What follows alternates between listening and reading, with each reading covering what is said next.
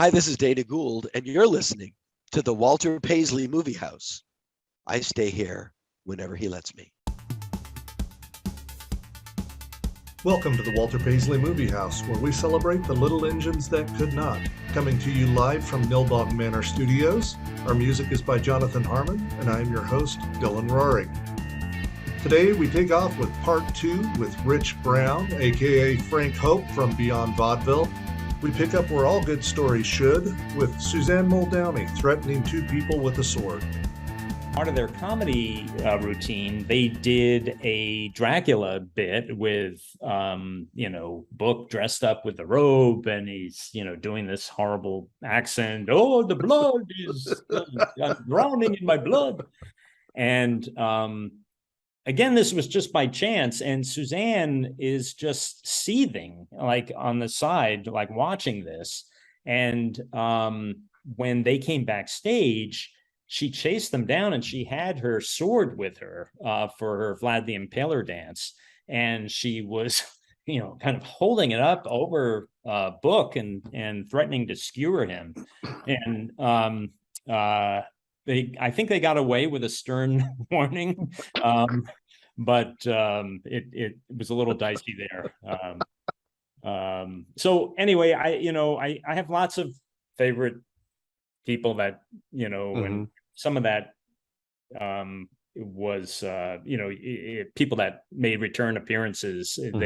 It was always a sign that it was somebody that, we knew would be fun on the show. And William Brown, a guy we had on a number of times, who some people would just found very annoying, but he was another guy that I just found to be fascinating. He published a book with for RCA records that had all of the serial numbers for every one of their records, and you could name a title and he would tell you the serial number. He also was really into the from the old Benny Hill show, the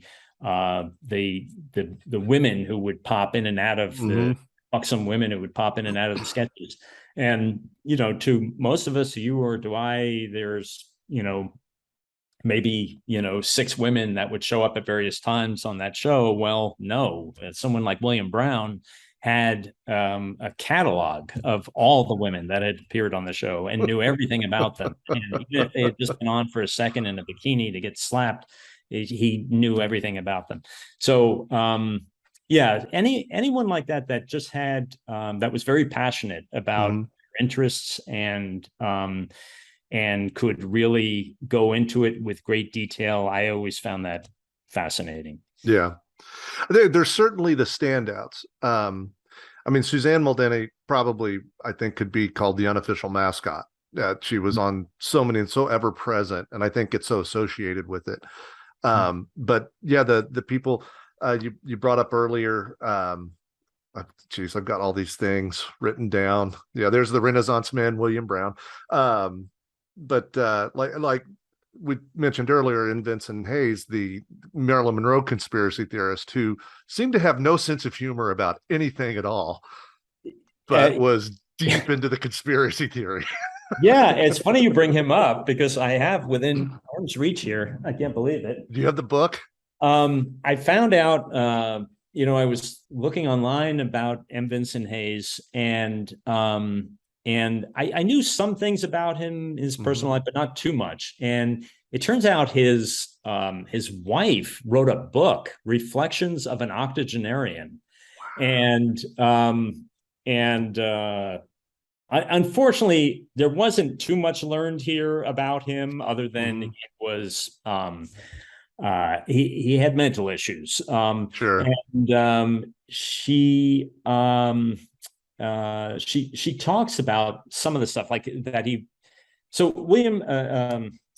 Vincent Hayes was an attorney who was trying to prove some conspiracy theories about who really murdered Marilyn Monroe.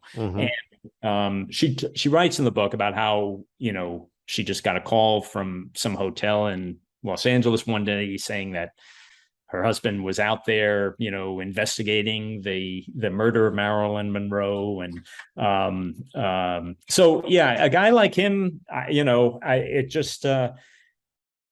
bring him on and let him go. Theories. We had another guy on that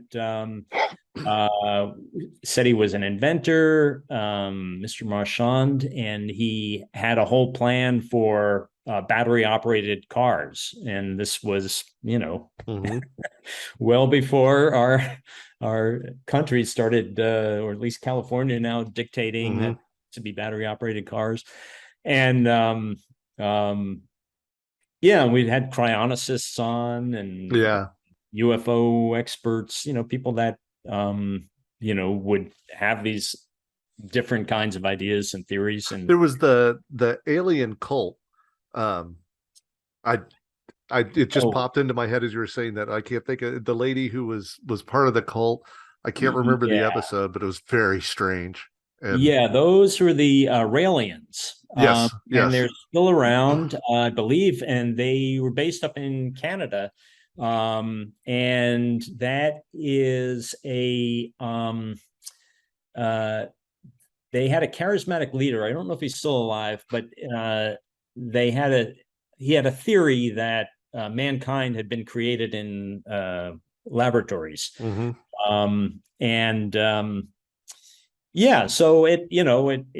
it was interesting to have people like that on to talk about their theories and get the reactions from some of the other guests, because we had very opinionated guests, and if somebody took issue with the idea that mankind was created in laboratories, chances are they're going to tell you into it in a conversation. I think, isn't Ada on that one?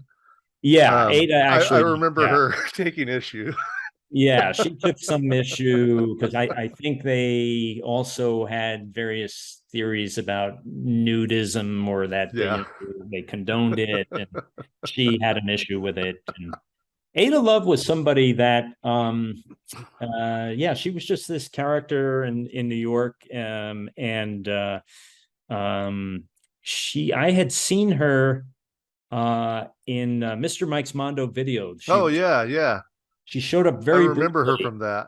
Yeah, it was like just a quick clip of like people on the street, and I saw that sometime in high school, but it was I just registered her in my mind, and then years later when we're doing the show, there was a place called Trixie's. It was like a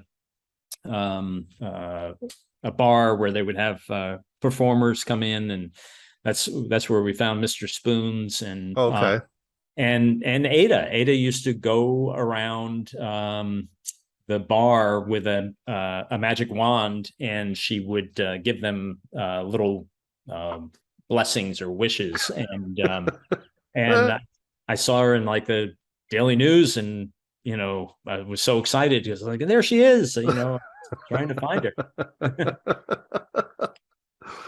When you were finding these people, I imagine a lot of them were very eager. Oh yeah, I can go on and show off. Yeah, absolutely. Did you ever get any of them there and realize almost immediately, I've made a huge mistake? And I'm not asking you to name names, but if you want to, go right ahead. But I'm just curious. No one is coming to mind, honestly. I mean, we had some celebrities you mentioned earlier that, were, that didn't stay. We had Karen Lynn Gorney. Karen Lynn Gorney. Yep. She you went to get a Coke, right? Yes. She looked over the studio and she said, "Is there any soda machine here?" And maybe she had already looked to make sure there wasn't a soda machine. And she said, "All right, I'm just going to go to the corner and get a Coke." And yeah, she never came back. And Sammy Shore came, looked in our studio, proclaimed, "I'm not doing this shit." And we were still hoping to get him on. We had to start moving, and we were always pressured to keep moving. And so I started the show, and I think John, who's our Joey the Monkey, was talking with him off stage, and I could see them through the glass while we're doing the show, going back and forth. And so I was hoping that he was still going to be able to reel him in and get him to come on. And it turned out that back and forth was about, he had been promised $5 cab fare, cab, and he wasn't leaving until he got that. So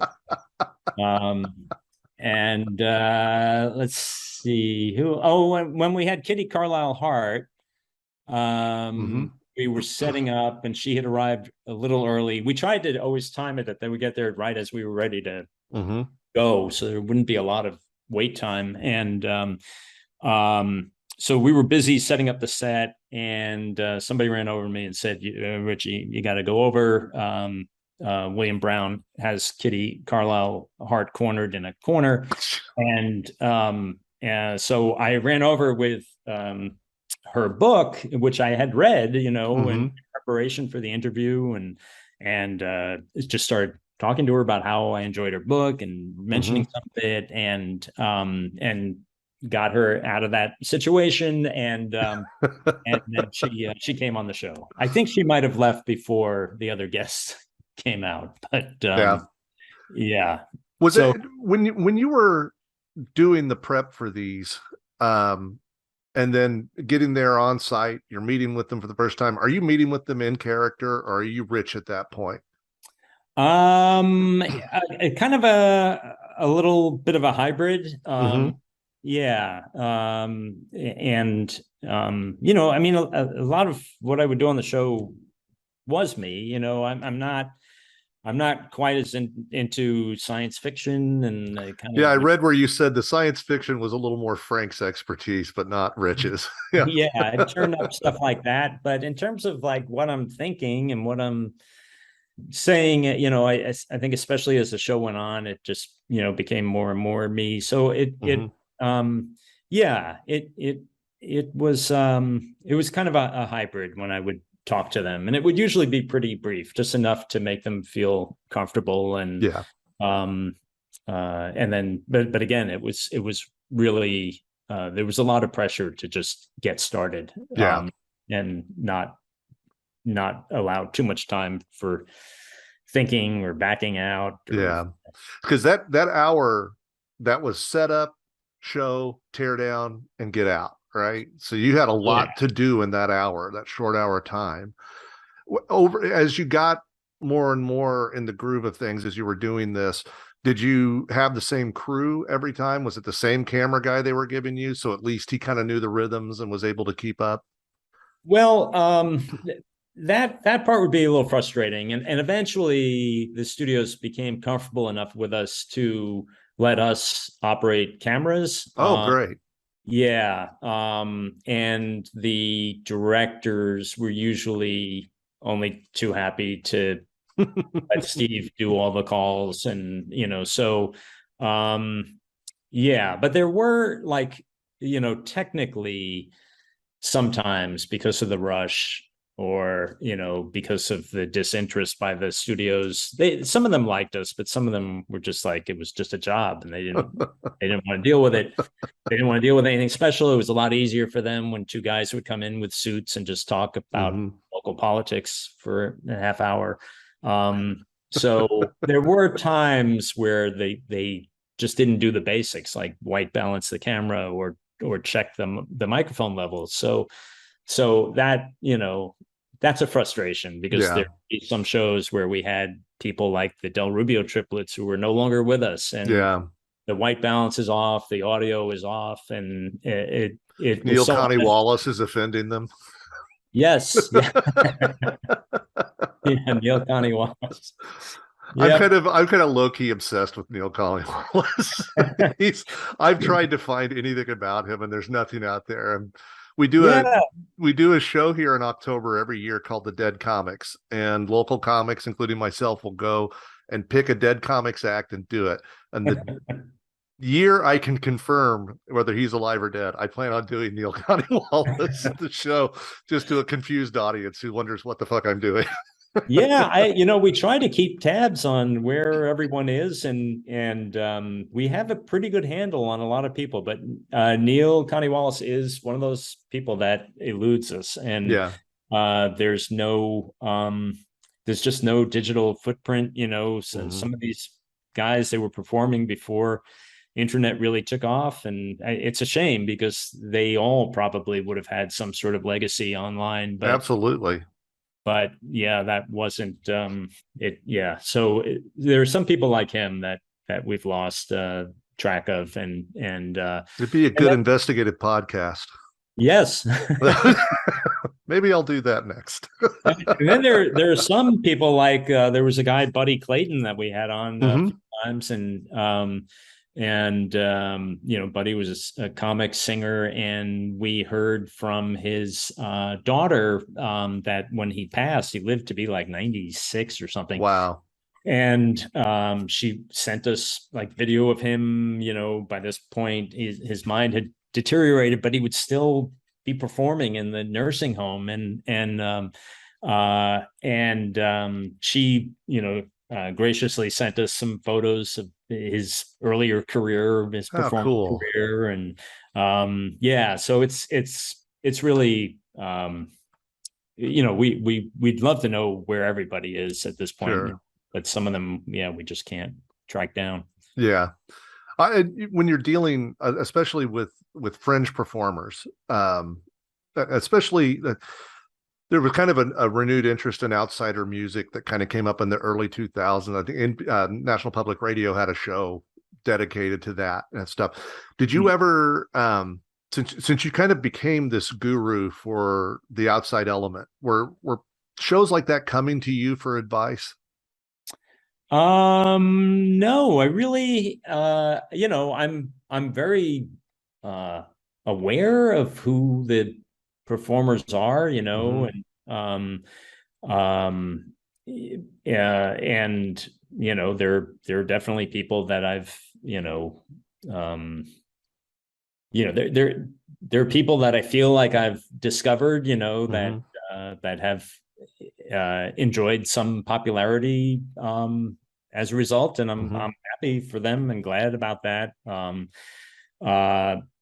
There's a guy, what is his name? I'm blanking on his name. Mr. Oh God. I don't know. I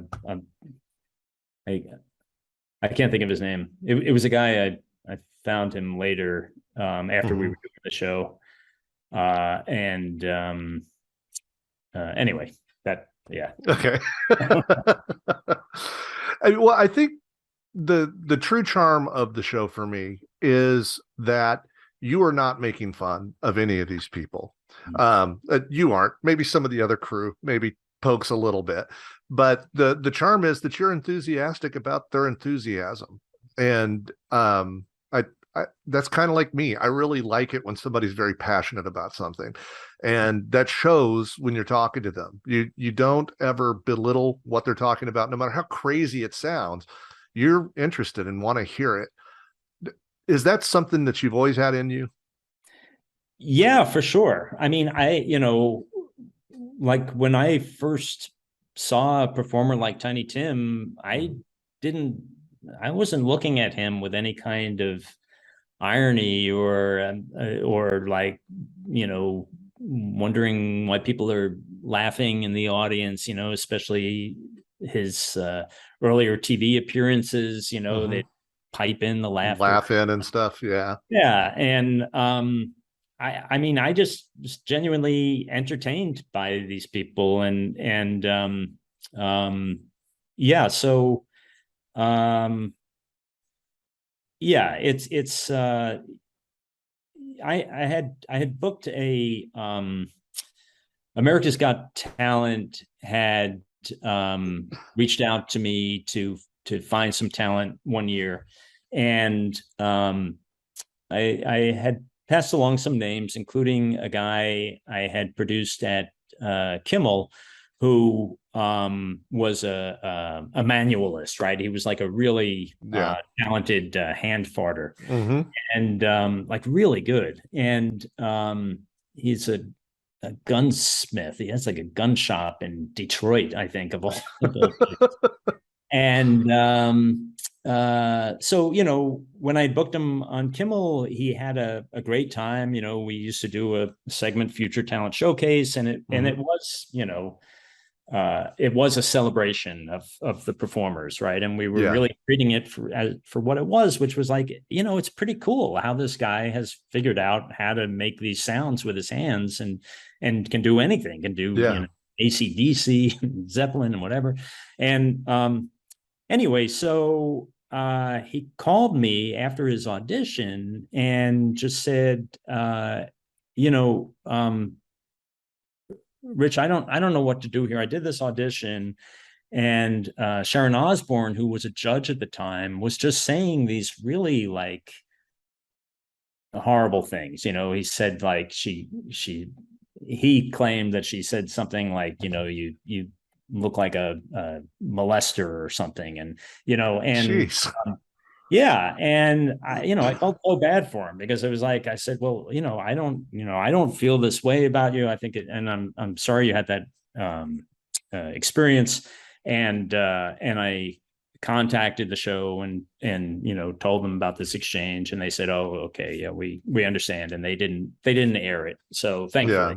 Good. But yeah, I mean, that's the tendency, is to you know, just to just not appreciate any performance that is out of the ordinary and isn't the norm. And yeah, I can't explain it. I just it's way more interesting to me to watch somebody who is doing something out of the ordinary than to just watch a very accomplished singer, you know, hitting just the right notes on the popular song. Like, it just doesn't speak to me the same way. I agree. I'm pretty much the exact same way.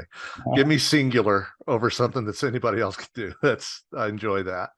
And it seems like the trend of that started really with shows like American Idol, where it was, you know, you'd have the really talented people who could hit all the right notes, but first let's show the freak show and mock and make fun and you know, make them, I mean, you know, a guy like William Hung, who is assuredly not a talented singer, but he's certainly an interesting one, and I'd rather watch that than, you know, somebody do a Madonna song. But you know, in his case, he was just ridiculed, and you know, you start feeling it's a little pathetic, because you're not sure he's even getting it. And so it's a little sad, and that trend has unfortunately continued. So having a precursor like somebody like you, who is genuinely interested in these people, has that carried over then? Obviously with Kimmel it did, and everything you're doing now, it seems to have carried through with you. Yeah, I mean, it's you know, I had a great experience at Jimmy Kimmel Live, where it was, you know, it was early on in the show's history, and you know, Jimmy was very intrigued by these people too, and you know, he collects outsider art, you know, paintings, and so it ended up being a really great platform, you know, for me to bring some of these people. I was able to bring on, you know, Wildman Fisher. I got to meet him. And Izzy Fertel, Tiny Tim's protege. Izzy Fertel is fascinating to me. Yeah, and he, you know, was able to get him on the show, or Bob Cribby, the rock and roll yodeler, the hairiest man from China who came out and did Edelweiss in broken English and sang Edelweiss. So, you know, yeah, it was great having that platform, and it even went so far as the people would get to come and sit on the couch, and Jimmy would talk to them for a little bit. So it was really cool, and they would get to interact with this, you know, the celebrity, and and I've been able to find venues over the years in different shows. I worked on Steve Harvey's Big Time, and it was a similar thing where, you know, Steve wanted to just interact with, you know, these human interest, eccentric people, and you know, and Steve would do his thing with his little faces to the camera or whatever, but for the most part it was, you know, an appreciation of these people. Yeah, so, you know, there's you know, I mean, I grew up with the Gong Show, and you know, there were people that were getting gonged and having their acts stopped, but I think it still felt like a welcoming, comfortable environment. And Chuck Barris, you know, would always kind of be there by the performer's side, and would always kind of put his arm around his shoulder, and, you know, and even the jabs or the barbs that were coming from the judges, everything was sort of light. It was like Jamie Farr and who else with the JP Morgan. Yeah, you know, yeah. they would all yeah, and they all kinds of characters came through there, you know, on judging. But it was weird. It never really felt particularly mean-spirited, and that is something that did rise up with a lot of these talent shows in more recent times. But it's still a platform, and it's still a you know, an opportunity for people to get out there and give it their shot. And, you know, William Hung has done all right. I've met William a couple of times, and his stint on Arrested Development is absolutely brilliant and wonderful. I mean, wow, I know, I haven't seen that. Oh, that's really... He's on one episode. He and the band sing the theme song to Mock Trial with Judge Reinhold. Wow. So it's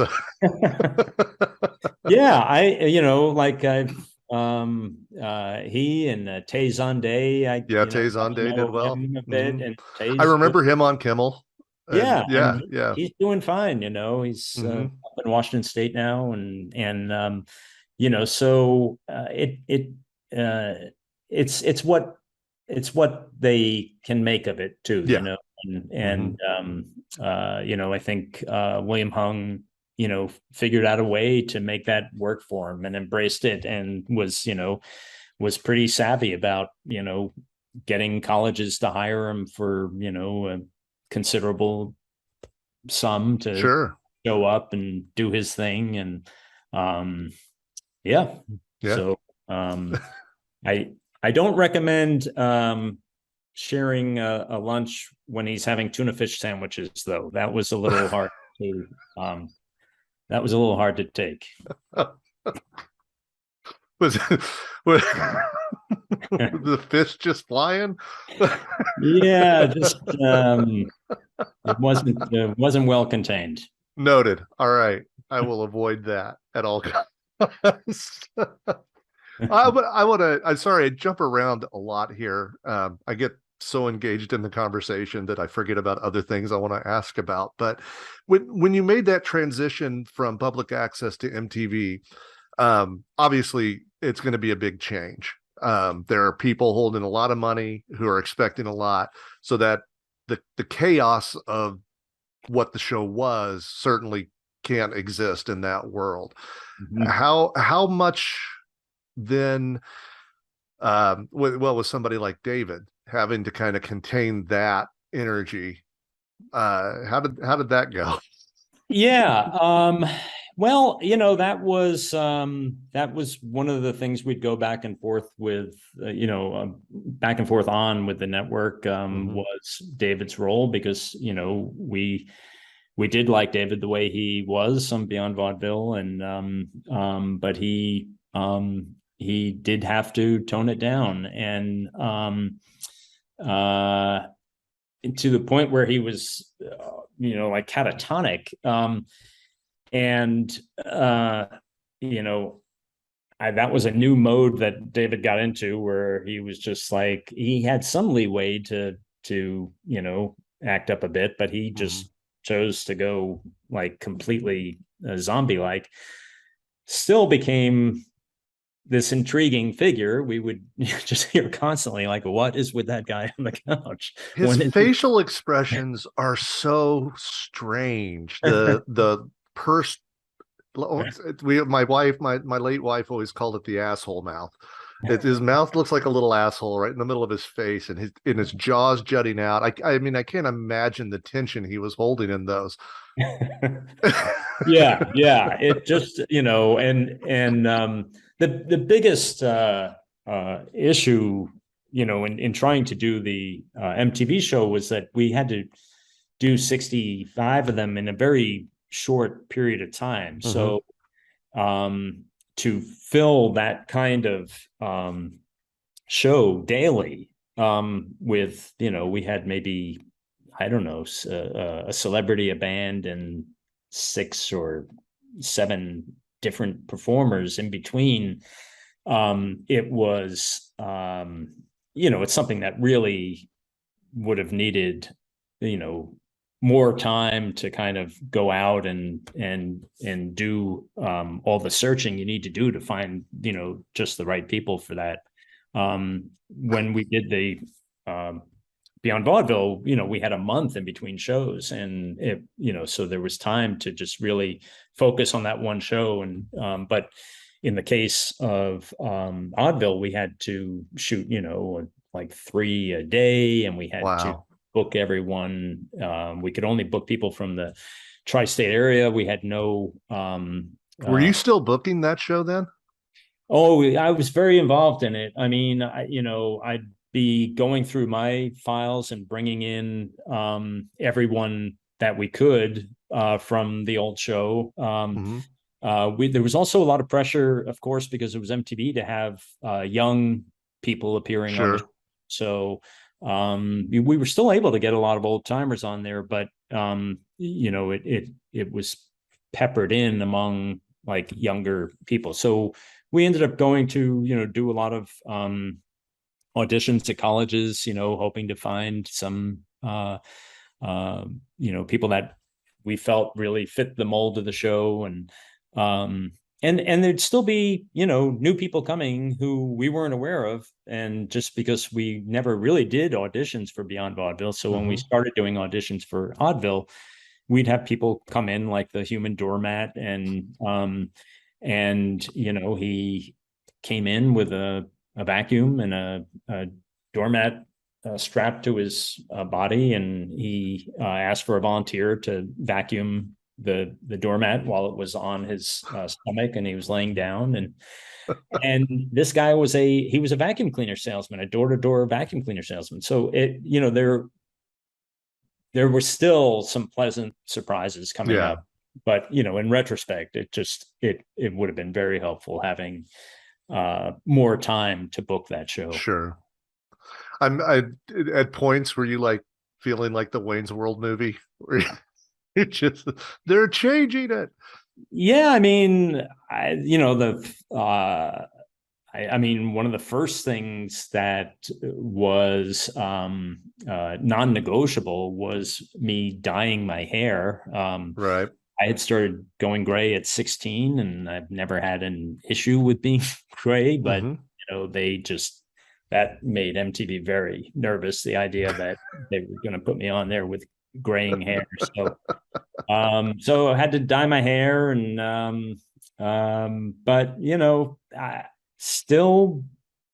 it's remarkable to me that we were able to do as much as we did on that show, given the environment. We weren't a typical MTV program.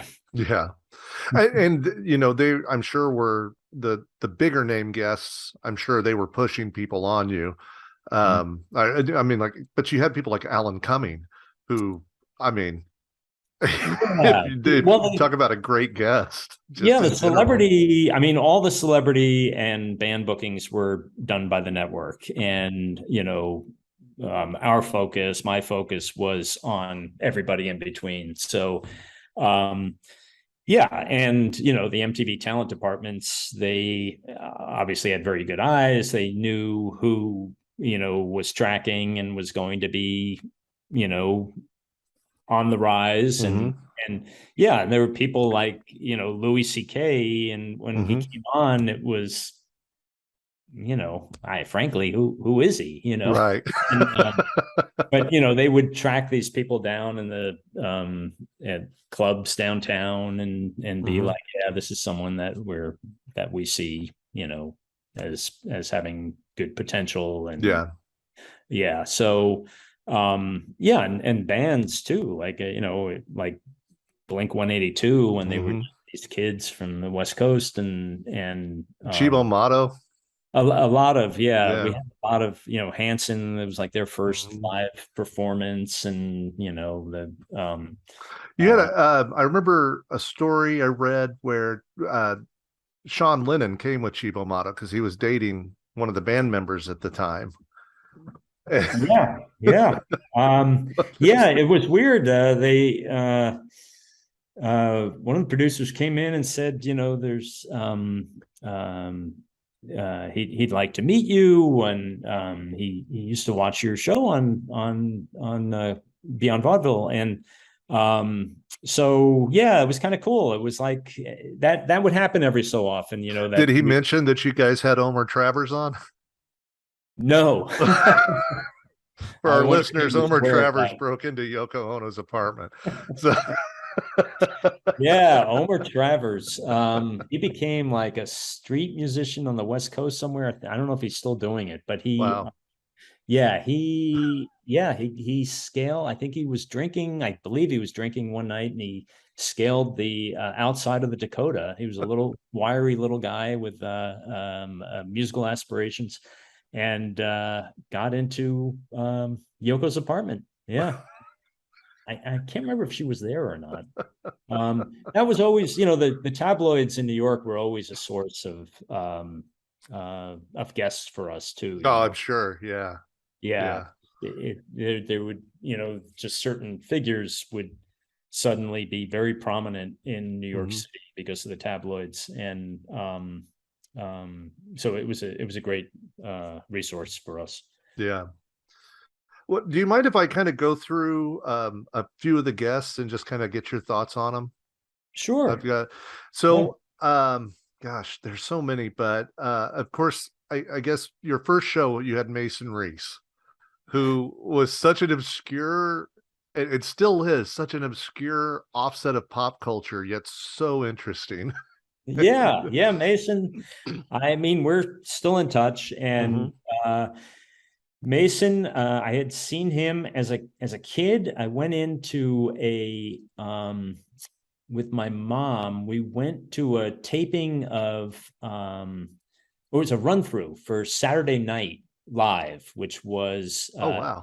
not the Lorne Michaels Saturday Night Live, but before that, Howard Yeah. Cosell was doing a show called Saturday Night Live, Uh-huh. and Mason was there, and I remember him outside, you know, going out into his stretch limo, and then, you know, years later, he was still kicking around in New York, um, and reached out to him to be on the show, and he didn't. I don't think he really knew what the show was going to be about. Mhm. And I mean, we didn't even know all that much about what the show was going to be about at that Yeah. point. But, you know, we had Suzanne Muldowney there doing her Right. underdog dance, and, and yeah, it was a really fun start for us because Cool. Mason had just the right mix of kind of impatience, and yet a playfulness and a cooperativeness that just kind of clicked. And it kind of, Yeah. I think it kind of helped us formulate what the show was going to be, having Mason there. Mhm. And so you followed that immediately with Al Lewis, which is one of the more interesting episodes because David breaks character throughout Yeah. because Al Lewis is riffing on him the entire time. Yeah, you know, I really never cared what David would do as long as he wouldn't break character. And when that happened, it it made me real uncomfortable. I didn't know if, we had to just stop. But, it was very rare that we would ever stop, and, but it wasn't, at that time, it wasn't a good situation as far as I was concerned. I wanted David to just, keep that mystery going. And once we had we used to rerun shows a lot. We would air every week, and we'd recycle tapes. And I eventually took that out of the cycle, because I didn't really want people to see David that way, and but eventually, when we started putting these online, people were really responding well to them, and figured out, what the hell, let's put that one up. And it just got such great response, and Al Lewis was so great. And seeing David, I have to imagine, if you're watching this show, it's most likely you're thinking it's, not real, that David and I are not really like that. And we do hear from people that do buy into it, and think that we're, really doing that. But I think a lot of people just look at it the other way. So it's kind of fun to get to see David, breaking up like that, especially to a pro like Aloe. He didn't have a choice. There was no keeping a straight face with what was going on. So yeah. But yeah, Al Lewis was, he was gruff, but very nice guy, and really I think was really nice about just trying to help us. Like, he didn't have to do that show, he didn't have to host our live show, and but he was a good sport. It's a great episode. It really is. What about, now, you weren't available for this one, Phoebe Legere, and that one David hosted. And I don't know what the circumstances behind that were, but I didn't know if you had any interaction with her, got to know her. It was very rare that I missed a taping, but that one I missed. I believe what happened that day was, I had a in apartment buildings in New York, a lot of them have these incinerators where you have to, stuff everything into a little chute, and then it goes down to the basement. And I had stuffed a bag with a cat can lid in it, and it just pierced the bag and cut my thumb open. Ow. So that, it really had to take something like that for me to not show up. And rather, since everyone was showing up, rather than not do the show, we just had David host it, and he kept character. Again, that was, that was a frustration for me, because we had Suzanne coming there all the way from New Jersey, and David, just decided he wasn't going to interview her, or give her very minimal time. So which was in character, but but it missed, for me, a missed opportunity. I don't know. Like, I would wear two hats on the show. I'd host, but I produce as well. So like, like in a moment like that, it just, I'd just be like, no, we got to give Suzanne more time and get her interacting. And so, another one where David was having trouble keeping characters, Brother Theodore. And again, it's you don't have a choice when you've got if you're having an intensity contest, Brother Theodore he's gonna win. And these guys are, that was an uncomfortable show to shoot, because Theodore was so good and so talented, so it was already tense, that because it just, a guy like that I just felt like, he's going to have limited patience with the puppets and whatever we're doing. And so, yeah. And I can't remember if David broke up during that, but he gets very close. Okay. Yeah. He gets very close, but keeps it contained. Yeah. But I mean, these guys were such, I mean, the talent in people like Al Lewis and Brother Theodore and Joey Fay, Larry Storch. You had Pat McCormick and Jack Riley on, and I mean, talk about a legend. Pat McCormick's stories are absolutely legendary. Right. And, yeah. I mean, they're just, really big talent,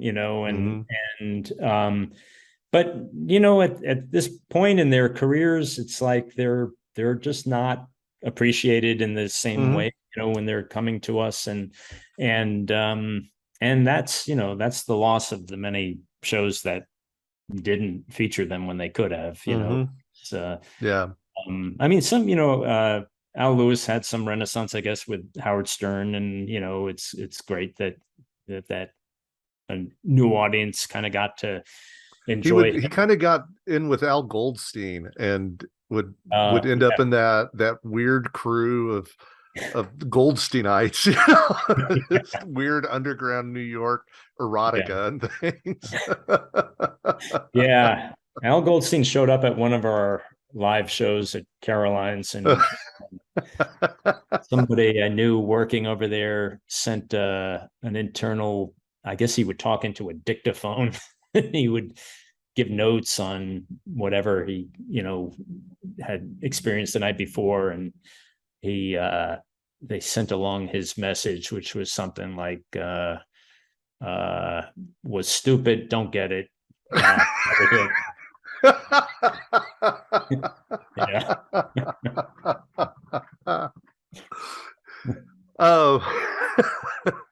Well, this is a question that's strictly from me personally. I'm just curious. Mike Anderson was on. For our listeners, he was the little person in Twin Peaks who talked backwards. Was he really, really, really high? His eyes are like, his pupils are dinner plates, and he's so erratic. I'm like, I think he's tripping balls.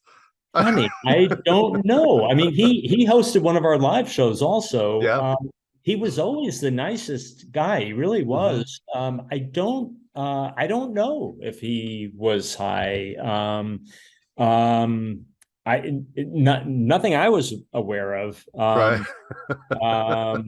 But yeah, he kind of didn't he in recent years, he just kind of like put out some manifesto, and it's just kind of disappeared. Oh, I don't know. And yeah. I don't know what happened to him. He had some kind of I think he was complaining about David Lynch or something. I don't know. And then he just kind of disappeared. Interesting. Yeah. Well, I'll be looking that up when we're done. Yeah. And then of course, of the recurring guests that you had of what we'd call the celebrity guests, Tiny Tim, of course, Izzy Patel, Lady Aberlin, Betty Aberlin was on a few times. And of course, Sammy Petrillo, which I'm saving for last because I'm fascinated with him.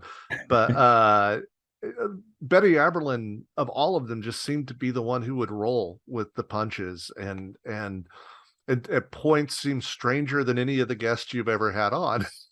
Yeah, Betty is she's great, and she was always a cheerleader for us. She's among the few celebrities that we had on both Beyond Vaudeville and Oddville. We had her on here as well, and yeah, she is. Betty marches to her own beat. She Absolutely. Really does. She's been very. We stay in touch, and she's been very put off, and she'll say it publicly in social media about the way she feels that Mr. Rogers and the work they were doing has been commercialized in ways that, he wouldn't have wanted. And weirdly, I had met Mr. Rogers and did a little work for him when I was right out of college, and was writing some press releases for Mr. Rogers' Neighborhood, and I got to go to Pittsburgh and meet Fred, and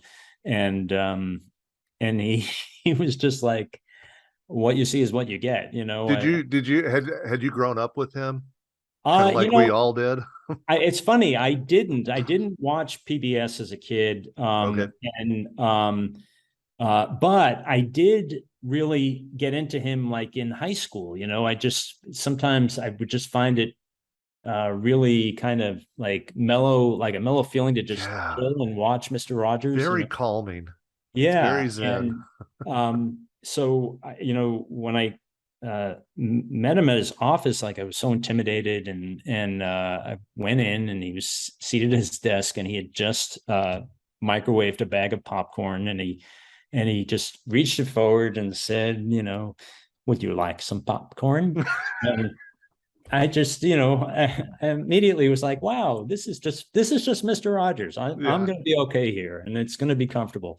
And so anyway, I didn't know Betty or meet Betty at that point. It wasn't until, a few years later when I found out she was in the phone book, and she happened to be living around the corner from me, and called her and invited her to be on. And the first time she came on was with Professor Erwin Corey, another genius, really funny guy. And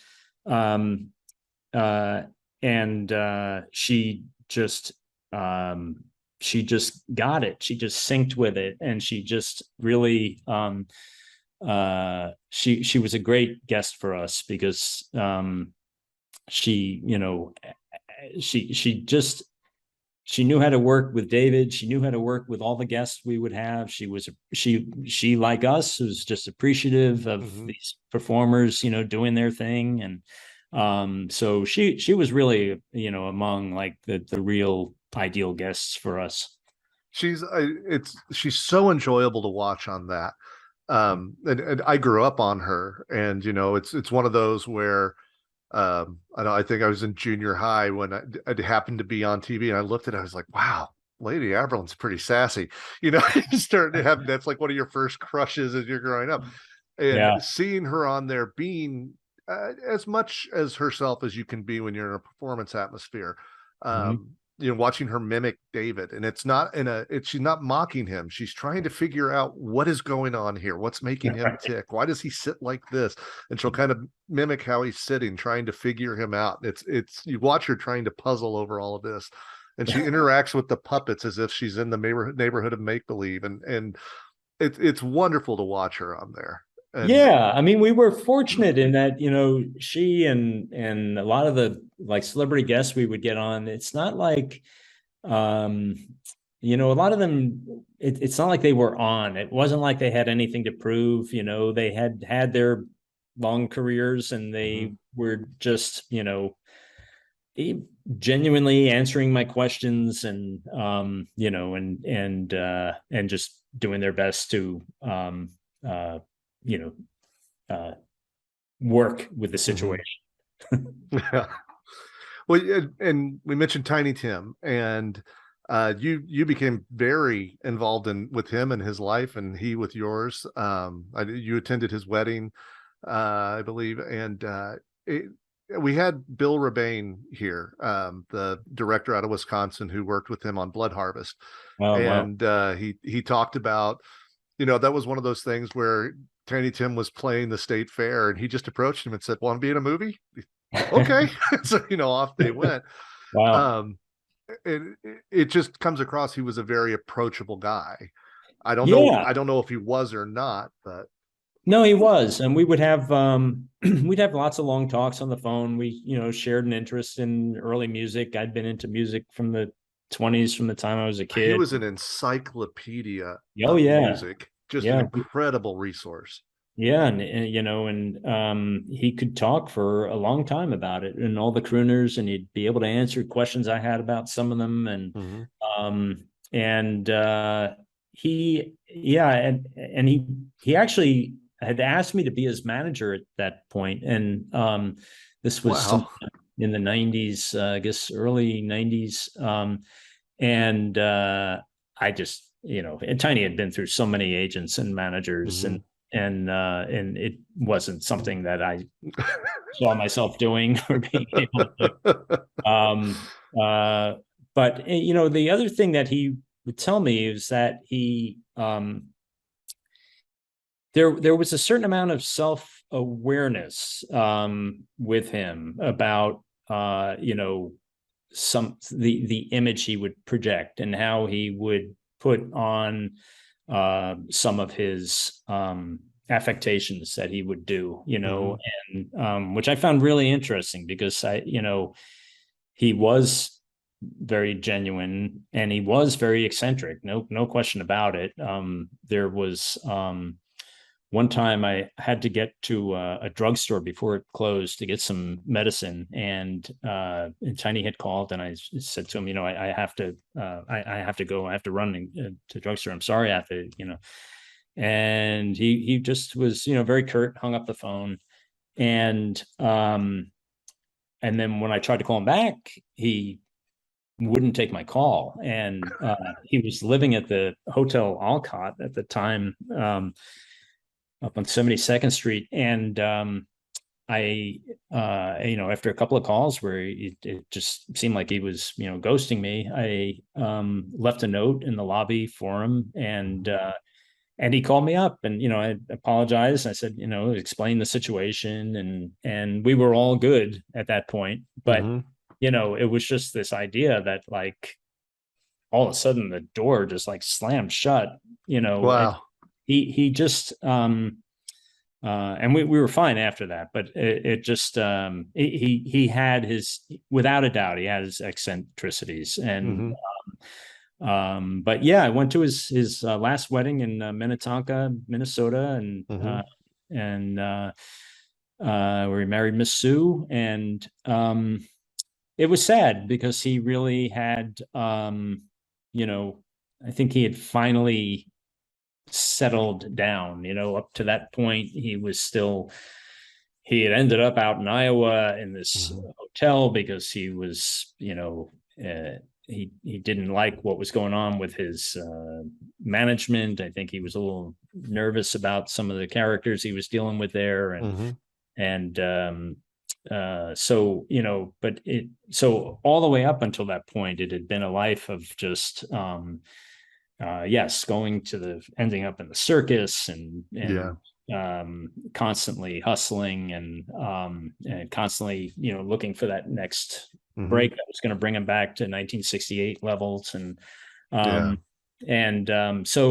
when he had gotten married and settled in Minnesota, it just seemed like it could be a place where maybe he could, find some peace and just enjoy some years. And then unfortunately he passed away not long after that. So, that was a regret that, we weren't able to get him on Vaudeville as well. So,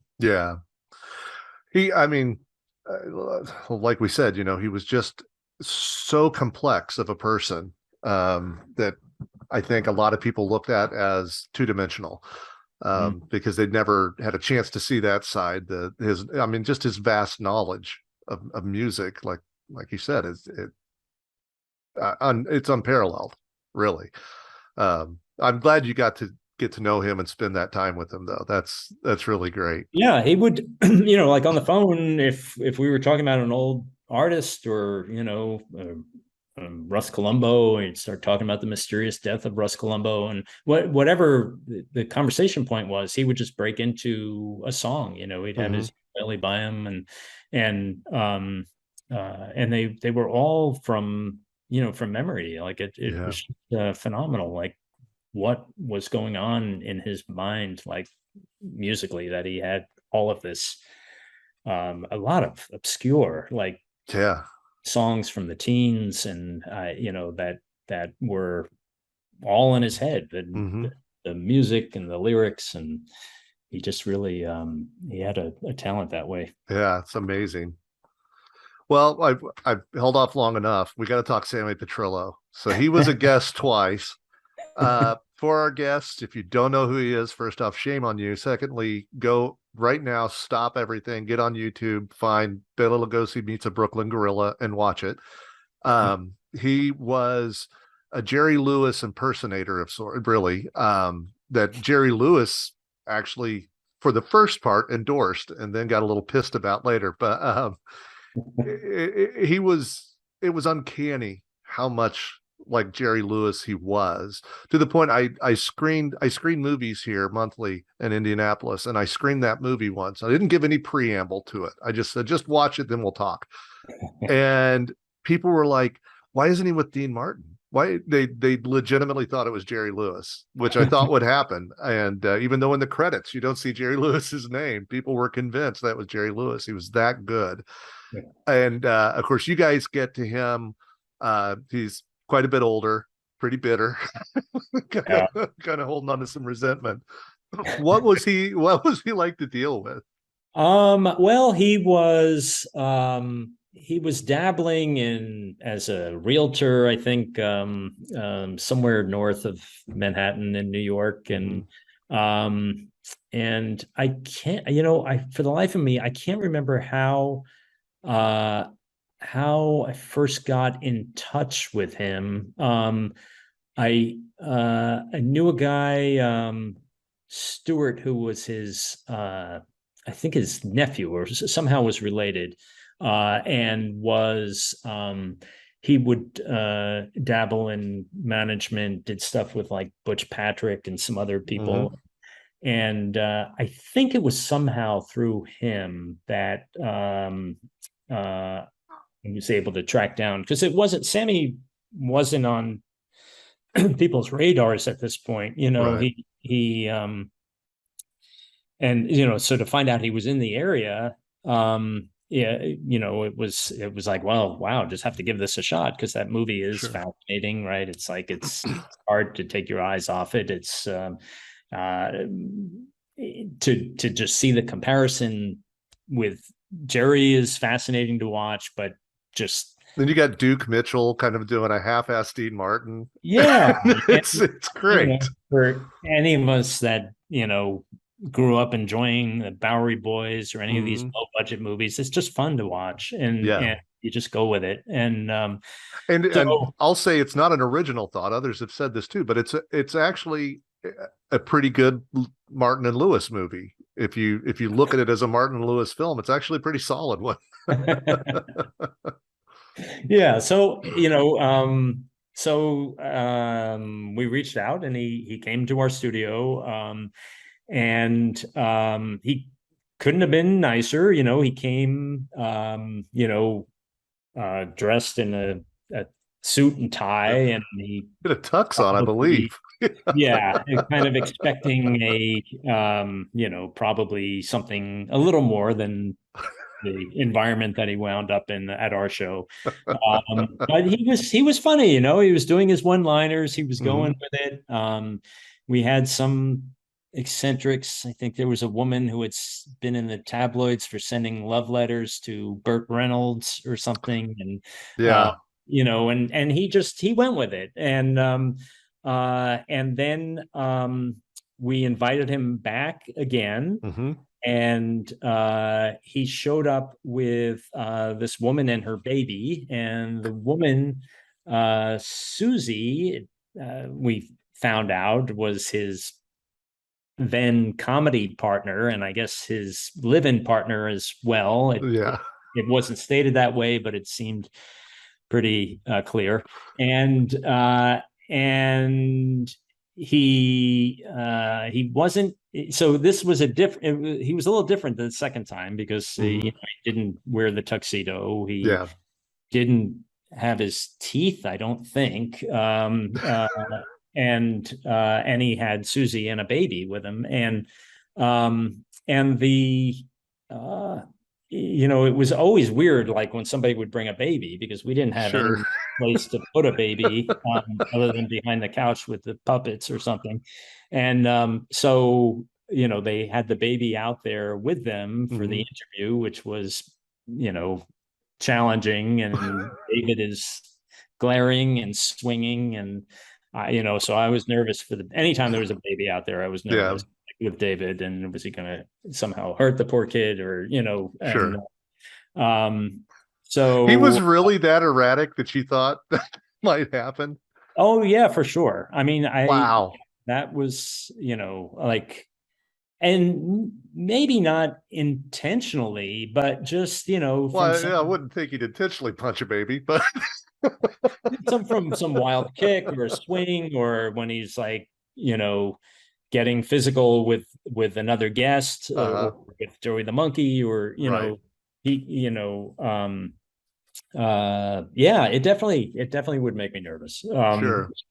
You had a couple um, shows like that. Rick Derringer showed up with like a, a trophy wife and a young child, and he was trying to push yeah. some single that he made you endure. Yeah, Rick Derringer, he's no longer with her, and the kid is all grown up now. Yeah. Yeah, there was him. There was another guy we had, Aaron Pyman, who um, he was like a yippie who had some notoriety for showing up and putting pies in the face of public figures. Yeah. Yeah. And he was a big guy, big bearded guy in a tie-dye shirt. And he brought his daughter with him, and that was awkward. And he has the distinction of being the only guest we ever had who actually fell asleep during the show. There was a point where I thought I heard snoring, and sure enough, Aaron is there with his chin in his chest, asleep. So his daughter I think Suzanne does in the revival show you did at the MoMA. She definitely falls asleep a couple times during that one. Yeah, but I know she's much older and she's tired. I got it. I was like, girl, I'd be asleep too. Yeah, I It's don't late. know what Suzanne. It's funny. She was going through a weird point when we did that reunion show, and I think she's back up to speed a bit more. I heard a more recent interview with her because I thought I was kind of concerned too when I watched that. Yeah. And then I heard a more recent interview actually preparing for this, and I'm like, okay, she sounds more like she's got a little fire under her again. So that's Yeah. good. Yeah, it was a weird, it was nighttime, and she was driven from New Jersey over to Philadelphia where we did that show. Mhm. So yeah, I don't think she was quite herself. Yeah. She still had her wonderful moments, but Yeah. not just a little sleepy. I'm gosh, Rich, we've been going for 2 hours. Oh, And no. I could talk this stuff forever though. But Uh-huh. how did I have to ask about putting on the hits? You were on putting on the hits, doing I believe a Dean Martin song. Is that what you did? I can't We remember did now. Perry Como's Perry Como. Papa Loves Mambo. Yep. There we go. And I was accompanied by Steve, who Mhm. was our director in the booth, is short guy, and John, the tall guy, who became Joey the Joey monkey. the monkey. Yeah. And, yeah, I remember when we watched that, my girlfriend went, "That's got to be Joey the monkey." Wow, very She specific. was impressed. Well, he's so tall. I mean, like it has to be. Yeah, that's wow. I'm impressed. Yeah, that was we did that just out of college, and it just was yeah, it was a goof. We Yeah. figured we went to a local mall on Long Island and auditioned, figuring they'd never take us because everybody was doing Prince and Madonna. Right. And they flew us out, and we won, and we got to come back again for the championships, and lost to a James Brown impersonator. So Well, you're always going to lose to that. So. yeah. Well, I mean, it's an incredible achievement to have done what you did so early in life. I'm sure if as you're looking back now, are you just kind of like, I hung out with Al Lewis, I hung out with Tiny Tim. I mean, you did some things that are definite bucket list items for nerds like me. So I'm wondering if that, if I'm very grateful for the opportunity, and I really it's as much as I enjoy working professionally in TV, it's there's so many things about those days that I miss, and Sure. and really very fond of all the things we did and great memories associated with it, and and meeting so many of those people, Mhm. they were just so much a part of my life growing up, and then getting to meet them and actually have some kind of interaction with them doing the show. It was it was great, and I'm glad that people like you are catching it Oh, on online, and it's finding a new life and hearing from people around the world now, and young people. mhm. It's really cool. It's something very gratifying. Well, that's great. Every so often I'll hear from somebody that wants to revive not Beyond Vaudeville as is, but like Mhm. some form of it, and there have been some stirrings again, and we'll see. I mean, it's there's never I've got so many working on You Bet Your Life. I've just Mhm. been back in the weeds, trying to Yeah. find eccentrics, and so it's I yeah. imagine doing a show like that's kind of like doing Beyond Vaudeville, because you are looking, I mean, like the original show, you're looking for people who are performers to come up and be Yeah, contestants. yeah, some of them, and but just eccentrics, who are going to Mhm. have stories that Jay's going to have fun with, and Yeah. um, you know, it's uh, um, it's done 2 seasons, and we're hoping there'll be a third. And Like in the second season, uh, it's a syndicated, Fox syndicates Mhm. it, and the first season, I think they were thinking leaning toward more conventional people, just because that's the default that TV executives go to, Right. and but we would get some in there, some eccentrics, and then they would see the value of it and what Jay could do with it. And Mhm. so season 2 we have a lot more, and I think it's it it's more in line with what the show should be, because Groucho had some great Oh, character on there, and that weird guy with the big eyes oh yeah, and yeah. yeah, Phyllis Diller was on one, a very young Phyllis Diller. Yeah. Yeah. yeah, yeah. Is it is it frustrating for you, someone who is as well versed as you are in old Hollywood, especially something like You Bet Your Life, when you're dealing with executives who are probably younger and probably have no idea that there was a show before this one? Yeah.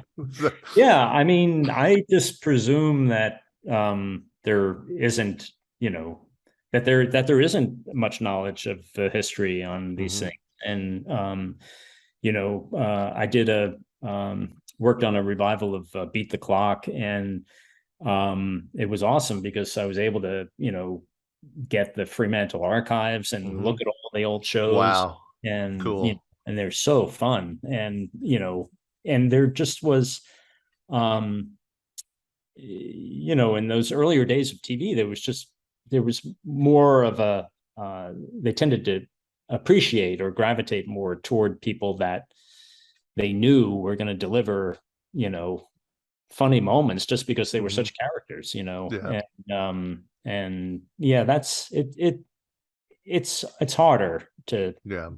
to get that stuff through, and like I said, the appreciation for you know what came before Yeah. is it doesn't really exist. Yeah. That's too bad. I Yeah, were you a big fan of Ernie Kovacs? yeah, for Yeah, sure. I I would have. mean, I just kind of guessed. yeah, all the old stuff, Sid Caesar, Ernie Mhm. Kovacs.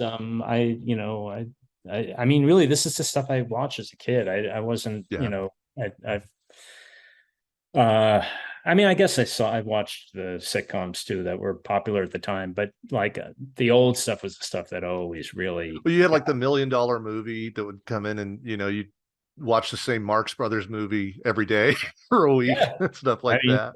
we had Abbott and Costello every Sunday at Hmm. 11:30, in the morning, and Was that the TV show? no, they would show their The movies movies? in New York every Sunday morning at 11:30, and Hmm. then that would be followed by Bowery Boys, and you Yeah. know, yeah, I don't know this. It's a weird thing. It's like I've heard R. Crumb talk about this on his podcast, about um trying to get to the root of what it is about that early stuff that just spoke to him and Hmm. influenced him a lot, and he thinks it might be tied to just um Little Rascals at a young age, and hearing that all the Shields music, and Mm. um just is kind of like a starter, gateway drug into this stuff. And but I remember watching Joe Franklin as a little kid, and Franklin would show he would show clips of Keystone Cops and Laurel and Wow. Hardy, in addition to his like interviews and talk Hmm. show. So yeah, it just kind of it just is something about it. I just love the whole feel of the earlier stuff, and Yeah. simpler times and less And like with population. somebody like Kovacs, it was somebody who got the medium before anybody. Yeah. He understood the power of it and what you could do with it, and was doing video trickery and things that no one was doing with television at the time. It Yeah. was so innovative and ahead of its time. Yeah, no, it's really cool to see that stuff that, when PBS kind of unearthed it, and Hmm. started showing it. Well, they almost lost it all because they were burning them. They were getting rid of a lot of it, and Edie Adams was called by somebody at the studio and said they're destroying the tapes, and she came and saved what she could Wow. from it. So we almost lost all of it, but luckily she Wow, got in there amazing. and saved it. Yeah, I used to go to the museum of, it was then the Museum of Broadcasting. The Paley Center now.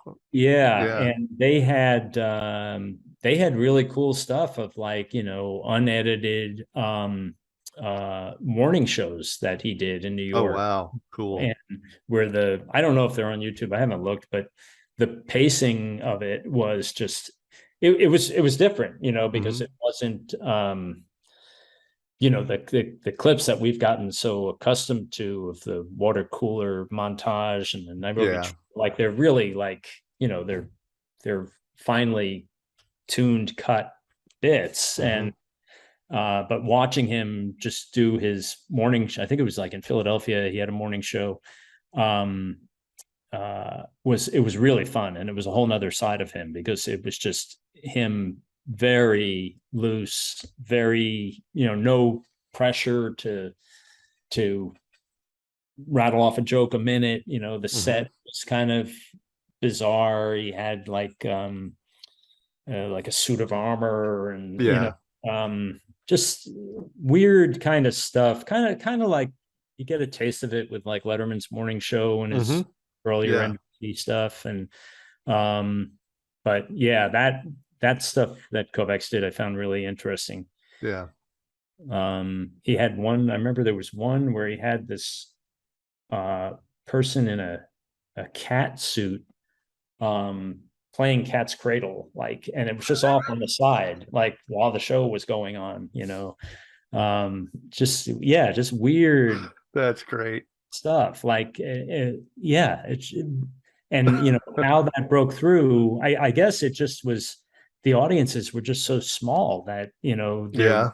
a lot of people putting There their, weren't many channels. That was just the only thing on a lot of times. So yeah, yeah, yeah. And so it's, so I think when Letterman tried to do it, it was like, it was a different world. It was a different environment. And, yeah. the stakes were higher, and, women watching in the morning weren't going to didn't want to watch that, and it was too weird. And yeah. Wow. If you ever want to come back on and just talk old New York and old Hollywood, I'd love to have you back just to do that. This has been great.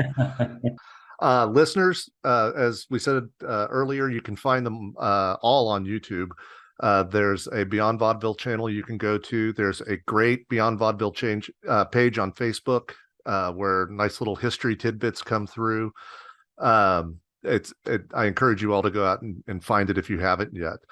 I want to quickly give a big thanks to Frank Santapadre, our mutual friend who helped set this up. He's a great guy. He was actually a guest on the show too, and he did a great job. He mentioned at one point in passing, "Oh, that's my friend Rich Brown." I was like, note that. I'm going to come after you for that later. Frank is awesome. Yeah. Well, thank you so much for your time. My friends were so excited that they're like, you're finally going to get to talk to him. Because I wouldn't shut up about it. Well, thanks, Dylan, and I'm shocked that you or anyone wants to hear this much about this show. But hopefully, we can find at least 2 or 3 others out there that'll. I think I can get you maybe at least one person to come in and check it out. So, right, except for one. Thanks. I really appreciate your time, Rich. Thanks a lot, Dylan. Thanks. I'll be in touch. You bet. Sounds Thank good. you. Bye-bye. Okay. Bye-bye.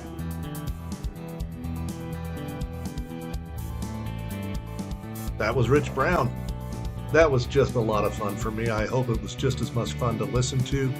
I could have talked to him for hours. I hope you guys, if you haven't checked out Beyond Vaudeville yet, give it a look.